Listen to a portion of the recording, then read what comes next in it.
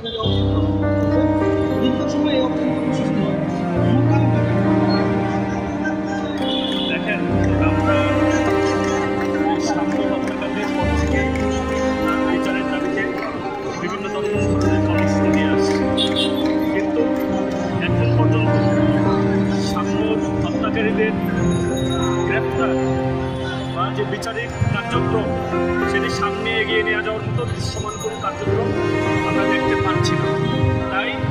আমরা ক্রমে ক্রমে কঠোর কর্মসূচি থেকে আগাচ্ছি। আজকে শাহবাগ ব্লকের মতো কর্মসূচি সারাদিন ব্যাপী 9টা থেকে 5টা পর্যন্ত। প্রয়োজনে সামনে আমরা যমুনা ফেরও যদি করতে হয় এবং আমার ভাইয়ের হত্যাকাণ্ডের বিচার নিশ্চিত না হওয়া পর্যন্ত যদি আরও কঠোর কোনো কর্মসূচি যদি যেতে হয় সেটাতেও আমরা ইনশাল্লাহ ফিট করব এবং সামনের বিচার নিশ্চিত না হওয়া পর্যন্ত আমরা তার সহযোগিতা বা তার ভাই এবং আমাদের ঢাকা বিশ্ববিদ্যালয়ের ছোট ভাই হিসাবে সামনে যে বিচারিক যে অধিকার, তার হত্যাকাণ্ডের যে তার পরিবার তার হত্যাকাণ্ডের বিচার পাওয়ার যে অধিকার